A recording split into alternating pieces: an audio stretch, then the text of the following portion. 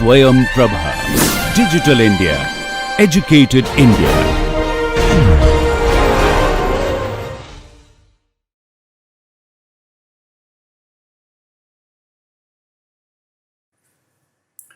Hello everyone, welcome back to Optimization in Civil Engineering.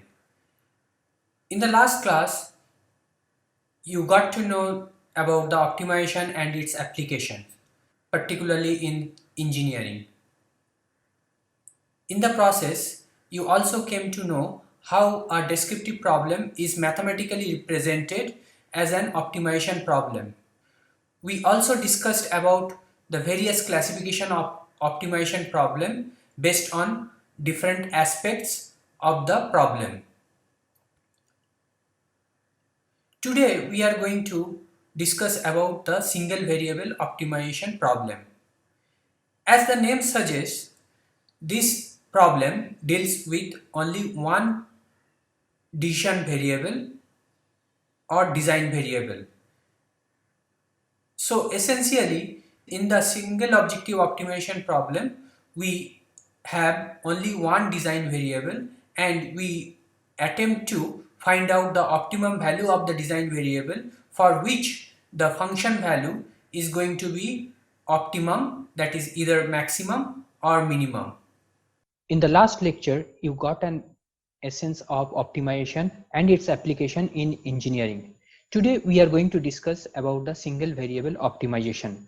As the name suggests, a single variable optimization deals with only one variable. In this case, the one variable is the design variable. So, a single variable optimization can be defined as the optimization problem with one design variable, and it is represented by x, for which the optimum value can be the x star, and this optimum value could be within the interval of a and b, where we get the optimum point or optimum function value. Now, a point could be a relative optimum point, or it could be a global or absolute optimum point.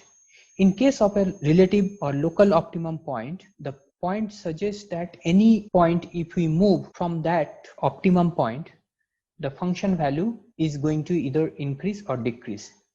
If it is a minimum optimum point, then the function value is going to increase. So we can clearly indicate it as, at an optimum point, the function value is going to increase if we move little bit from that optimum point. On the other hand, the maximum value can be at a point if the function value is decreasing if we move from the optimum point. In these two cases, the h represents sufficiently small value which is close to 0. So basically the point is in the neighborhood of x star, which is our optimum point. In this process, it does not guarantee that this is the optimum point. Whereas if we find that our point chosen is optimum, no matter whichever point we choose within the domain, then it becomes a global or absolute optimum. So just to explain this, let's look into a general function. In this function, if we represent the x-axis as my design variable and y-axis the function value of the design variable, and the function is represented somewhere like this. In this case, we'll say that the point which is here are relative maxima point, whereas the point, these two are going to be relative minima. Now in this particular function, we are only reviewing it between 2 points, which is A and b. The function could be extended beyond b and it may look like this. In those cases, we cannot say that these points are global optimum point. However, if we have a function which looks like this,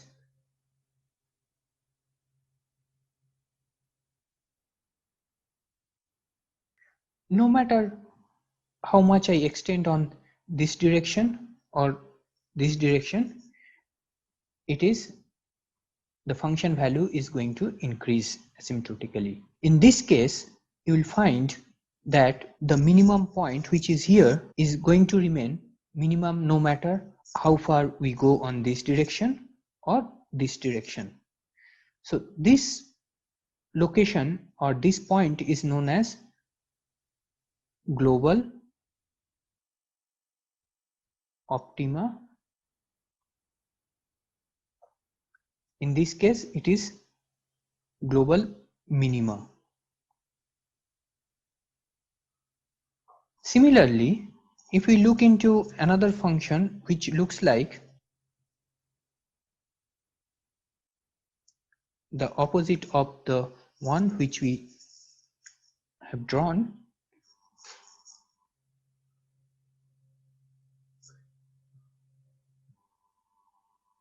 in this case, you'll see this point on the top is going to remain on the top or is going to yield the maximum value of the function no matter how far we go on this direction or this direction.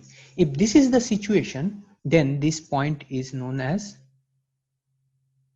global maxima. So let us try to understand what exactly is happening. We are looking into a function which is drawn here. Suppose let's take it a minimum point. Now we have a point here which is, we are saying, x star, which is actually in this case the minimum point. Now if we go h on this side or h on this side, we'll see the function value. Suppose this is my h, this is the other h. So the function value is increasing, and if h represents all the values that the function can have on either side, then we can clearly say that for all the values of h, the function value, if we find, is going to be higher than this particular point, then this particular point represents the global minimum of the function, and the function value we obtain is going to yield the global minimum value. So it is quite interesting to see what exactly is happening in this process. Now we need to represent it mathematically and look into the process what it indicates. So here another thing interesting, you will notice that the slope of the function at this point is 0, and the slope is represented by the first order derivative of the function. If this point was a maximum point, which would be like this, in this case also the slope is going to be the 0. So in the global maximum or the minimum point, we know that the slope is 0. Another important thing which we'll look into in case of relative minimum and the maximum point, suppose this is my function. In this case, we see that these are my relative minimum points. These are my relative maximum points. In all the cases, the slope is 0. Any point if we go to the left or right of this point, we'll find that the slope is either going to be negative or positive. So this is my negative slope and this is my positive slope. So in this case,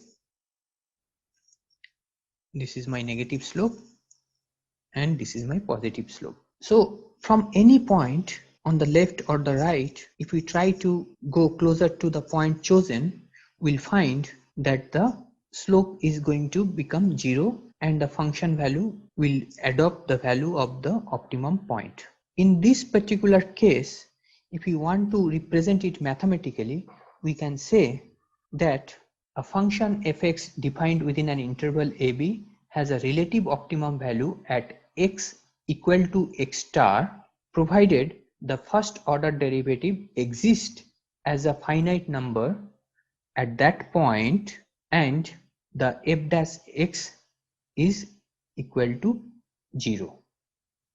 So this is essentially indicating the slope of the point.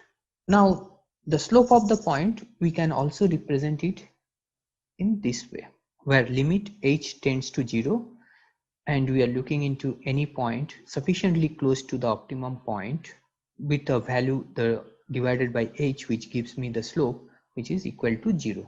So this is actually essentially indicating that if we come closer to the optimum point, the value is going to be 0, which represent the slope. Now we also have shown that at the optimum point, any point away from that is going to be either less or more. So if any point from the optimum point we find out the function value is more than the optimum point value, then we call it as a relative minimum point or relative minima function value. Similarly, on the other hand, if the function value of the point which is relatively away from the optimum point is lesser than that, then the optimum point, which is x star, represents the relative maximum point and function of x star is the relative maxima. Now this is very clear that if we do the derivation and if we equate it to 0, then we can get the point wherever the slope is going to be 0. Now let's look into certain things. What happens if we cannot do the first order derivative of the function? There are certain functions it is difficult or it is not possible to do the derivation. Then what to do? So this theorem essentially does not provide any indication or any information about that. There is also another situation. We said the relative minimum or the relative optimum points are actually between an interval a and b. Now if you have a function which represents like this and these are my interval a and b, and while calculating we found out the slope here is 0. If we are going from this direction, we know that we have reached the slope 0.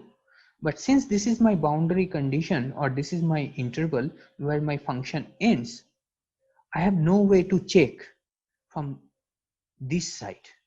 So from this side the function can go like this or the function can go further down. So essentially again, this theory, the necessary condition, does not guarantee or does not indicate that we have reached to an optimum point. It only tells us that we have reached to a point where the slope is 0. Another situation can happen. In this case, we have a function which looks like this and our interval is like this. In this, if we see that the slope here f dash x is equal to 0, and as we try to move from this side or this side, we are reaching to the point where the slope is 0. So as per the condition, we have reached to a point which is optima. However, it does not clearly say what kind of optima value it is. It does indicate there is a chance that we may get an optimum value.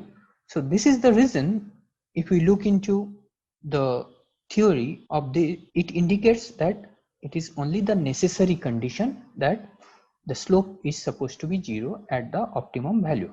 It does not indicate that it is the optimum value. For this purpose, we have to look into the sufficient condition. For the sufficient condition, we should look into the expansion of this. As we expand in the Taylor's theorem with remainder after the n term, it is represented by this equation, and after the nth term this becomes my remainder. So we have said the first order derivative at x star is going to be 0. So we can look into the further derivatives to find out what exactly is happening. So if we have a function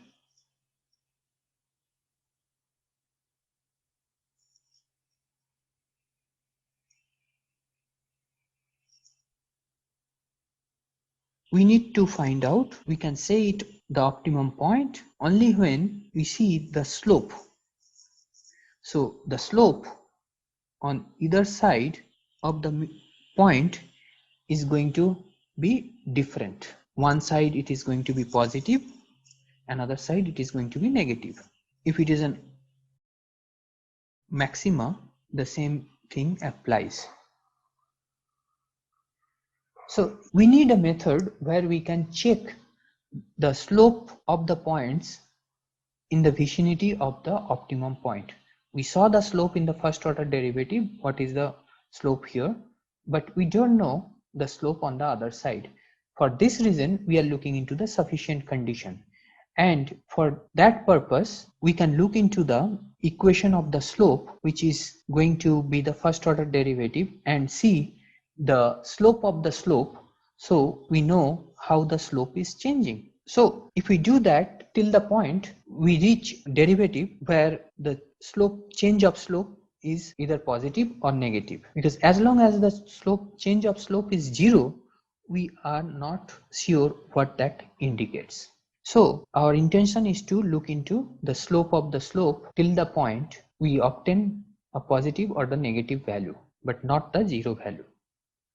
So in this case, if we are saying that at the nth term we reach to a point where we get a positive or negative value of the slope, so the slopes representing the previous order of derivative are going to be 0. So in this equation, these are the previous order of derivative of the nth derivative. So we can say all these are 0, and we can represent the equation, the nth order derivative, as this is equal to this component. Now here is one interesting thing to notice. In this component we have this part and this part. In these two parts, the value of the left hand side of the equation, which is this, is going to represent a similar form of this one only if this part does not change the sign. Now if our derivative is of even number, which is if n is even, then irrespective of what h value we consider, whether we are approaching from the negative side or from the positive side, so whether we are approaching from this side or this side, this component will remain positive, and the difference of this value will directly depend on this value, and the signs are going to be similar. However, think of the derivative which is in the odd order, like the first order derivative, third order derivative, fifth order derivative. In that case, if we find out that this is going to be positive, then the whole expression is not going to give me the true representation, because if it is odd and if h is positive, this whole term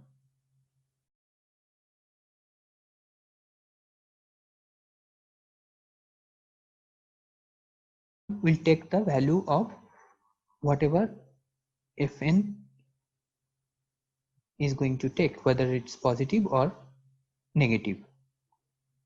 But if H is negative, then it is going to represent the opposite of whatever Fn is representing.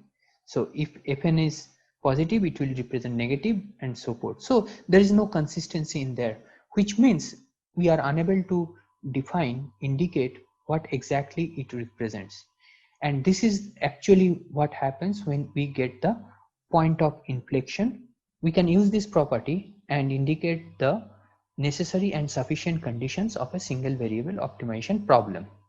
So as I indicated earlier, the necessary condition, we'd see that if a function value is defined in the interval of a and b and has a relative optimum point at x equal to x star,